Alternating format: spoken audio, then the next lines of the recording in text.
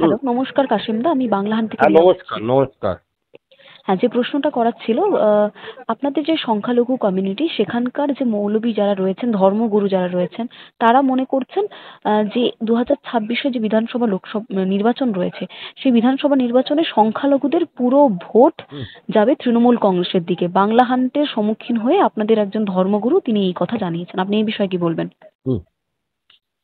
কোন ধর্মগুরু নাম বলতে পারবেন? না, এখন অনেক ধর্মগুরু আছে, ইমাম সাহেব আছেন যারা প্রকৃত ধর্মগুরু, আবার কিছু ভাতাজীবী ইমামগুরু আছেন, ধর্মগুরু আছেন, কিছু চটিচাটা মমতাজীবী আছেন। এই সমস্ত ধর্মগুরুদের কথা বলবেন না, যারা এই চটিচাটা মমতা জীবী, যারা ভাতাজীবী, যারা ইসলাম ধর্মকে কলঙ্কিত করছেন, যারা মমতার পদলেহন করে, যারা মুসলমানদেরকে আরো মৃত্যুর দিকে ঠেলে দিচ্ছে সমস্ত দিক দিয়ে, যারা মুসলমানদেরকে দুদেল গাই হিসেবে ব্যবহার করে নির্বাচনী বৈতরণী পার হবার চেষ্টা করেন, তারা এরা এরা প্রকৃত ধর্মগুরু নয়। এরা মুসলমান সমাজকে দিকভ্রান্ত করছে। এরা মমতা ব্যানার্জি জানেন যে আগামী 2026-এর নির্বাচন তার কাছে কঠিন নির্বাচন। প্রগতিশীল রাষ্ট্রবাদী সংখ্যালঘু মুসলমান, যারা রাষ্ট্রপ্রেমী, যারা দেশপ্রেমী মুসলমান, তারা এবারে নির্ণয় নিয়েছেন যে এভার নয় নেভার। এবারে মমতা ব্যানার্জি সংখ্যালঘুদের যে তেজপাতার মতো ব্যবহার করেছেন, সংখ্যালঘু মুসলমানদের যে মমতা ব্যানার্জি ভোটের রাজনীতি হিসাবে ব্যবহার করেন, তেজপাতার যেমন সুগন্ধি ব্যবহার করে তেজপাতাকে ছুঁড়ে ফেলে দেন, অর্থাৎ রান্নার পরে তার সুগন্ধি নিয়ে তেজপাতাকে ফেলে দেন, মমতা ব্যানার্জি সংখ্যালঘু মুসলমানদেরকে পশ্চিমবাংলার বুকে তেজপাতার মতো ব্যবহার করে ছুঁড়ে ফেলে দিয়েছেন। কাশিমদা, আপনাদের সংখ্যালঘুদের একজন যে ধর্মগুরু শফিক কজমি, তিনি বাংলাহান্টের সাক্ষাৎকারে বলছেন যে 100% যে মুসলমান রয়েছে বাংলাতে, তাদের মমতা ব্যানার্জির সব থেকে বড় দালালের নাম, মমতা ব্যানার্জির সব থেকে বড় দালালের নাম হচ্ছে শফিক কাশেমি, যিনি নাখোদা মসজিদের অস্থায়ী ইমাম। আচ্ছা, উনি যে সমগ্র যে সংখ্যালঘুদের সম্পর্কে যে কথাটা বললেন, আপনিও তো সংখ্যালঘুর মধ্যে পড়েন, কিন্তু আপনি তো অন্য না না, আমরা দেখুন, আমরা প্রকৃত রাষ্ট্রপ্রেমী, দেশপ্রেমী। আমরা দেশকে ভালোবাসি। আমাদের কাছে ধর্ম আগে নয়, আমাদের কাছে দেশ আগে। আমরা চাই সংখ্যালঘুরা আর কারোর ভোট ব্যাংক হিসেবে থাকতে চায় না। মরছে কারা? মুসলমান। মারছে কারা? মুসলমান। রক্তাক্ত হচ্ছে কারা? মুসলমান। জেলগারদে কারা? মুসলমান। অপরাধীর তালিকায় কারা? মুসলমান।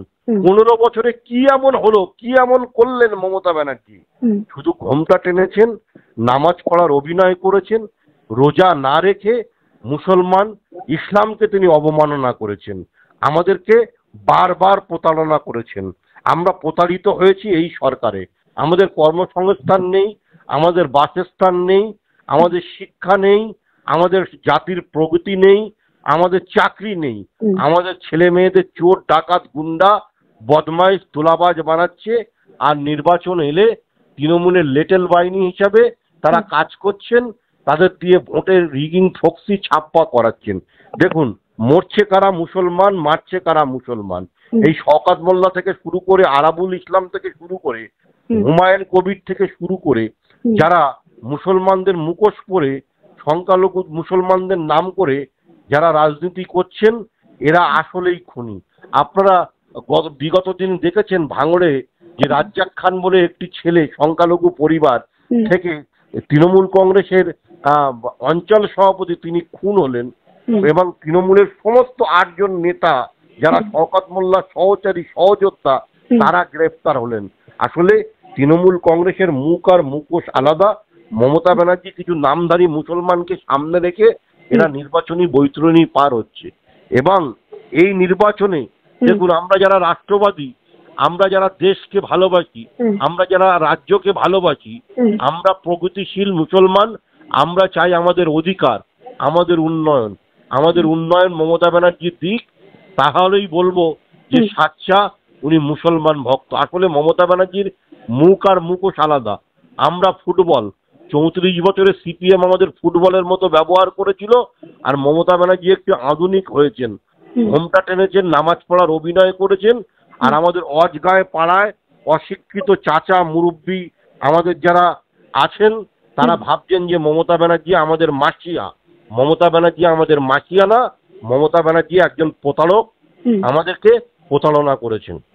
আচ্ছা কাসিমদা, এই যে শফিক কাজমির কথার একদম বিপরীত সুর আপনার গলাতে শোনা গেল, যদি এক কথায় আপনাকে একটা প্রশ্ন করা হয় যে 26শে বিধানসভা নির্বাচনের আগে সংখ্যালঘুরা কোন দিকে যেতে চাইছে, তারা ঘাস ফুলে যেতে চাইছে নাকি গেরুয়ার দিকে এগোতে চাইছে? দেখুন দেখুন দেখুন একটা কথা বলি, ঘাস ফুল আর এই গেরুয়া ফুলের বিষয় নয়। এবারে নির্বাচন বাংলার হিত গৌরবকে ফিরিয়ে দেবার নির্বাচন।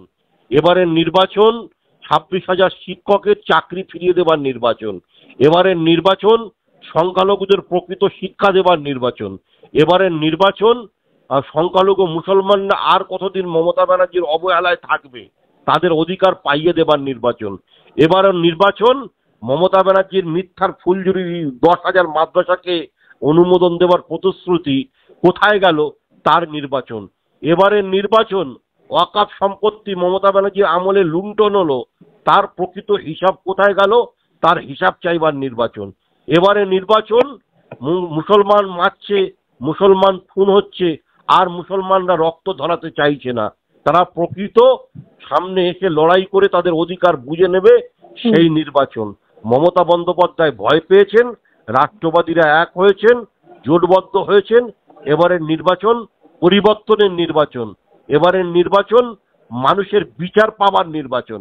এই নির্বাচন কঠিন নির্বাচন হবে এবং আমি মনে করি যারা রাষ্ট্রবাদী প্রগতিশীল শিক্ষিত সংখ্যালঘু মুসলমান আছে তারা এবারে নির্ণায়ক শক্তি হবেন, তারা সঠিক জায়গায় ভোট প্রয়োগ করবেন এবং দেশের পক্ষে, রাষ্ট্রের পক্ষে, ভারতীয় জনতা পার্টির পক্ষে তারা ভোট দেবেন বলে আমার দৃঢ় বিশ্বাস। আপনাকে অসংখ্য ধন্যবাদ কাসিমদা।